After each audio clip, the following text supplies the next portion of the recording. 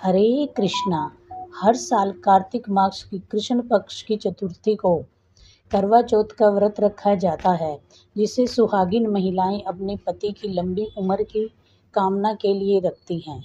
साल 2025 में करवा चौथ का व्रत 10 अक्टूबर दिन शुक्रवार को रखा जाएगा। इस व्रत का पालन सुबह ब्रह्म मुहूर्त के समय सरगी खाकर किया जाता है।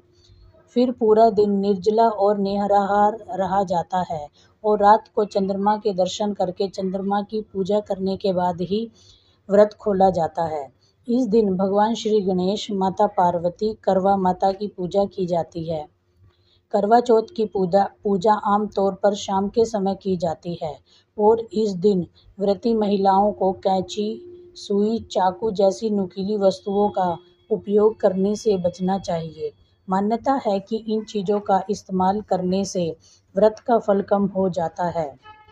शाम के समय पूजा के शुभ मुहूर्त में व्रती महिलाएं एक साथ बैठकर करवा माता की कथा पढ़ती और सुनती हैं।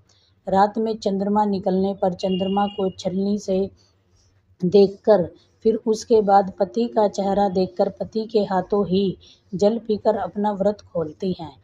इस बार चतुर्थी तिथि 9 अक्टूबर गुरुवार को 10:55 से शुरू होकर 10 अक्टूबर शुक्रवार को शाम 7:38 पर समाप्त होगी। इस दिन ब्रह्म मुहूर्त सुबह 4:49 से 5:37 तक रहेगा।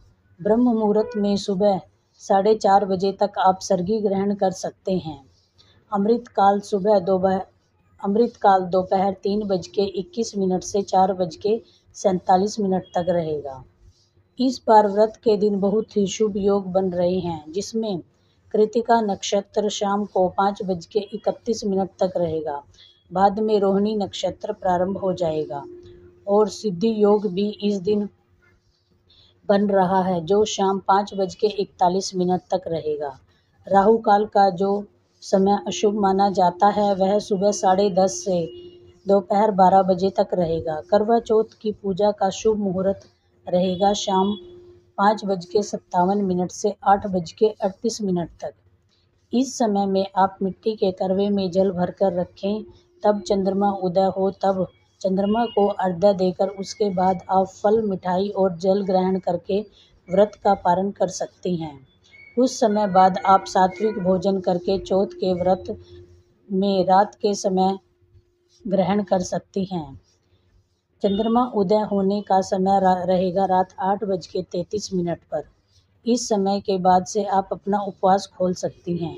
यदि किसी कारण से चंद्रमा दिखाई न दे तो ऐसे में आप के पास चंद्र यंत्र है तो आप उसकी भी पूजा कर सकती हैं। अगर आपके पास चंद्र यंत्र भी नहीं है तो आप भगवान के शिव पे जो मस्तक पर विराजमान चंद्र देवता होता है, उनको भी अर्घ्य देकर आप अपने व्रत का पारण कर सकती हैं।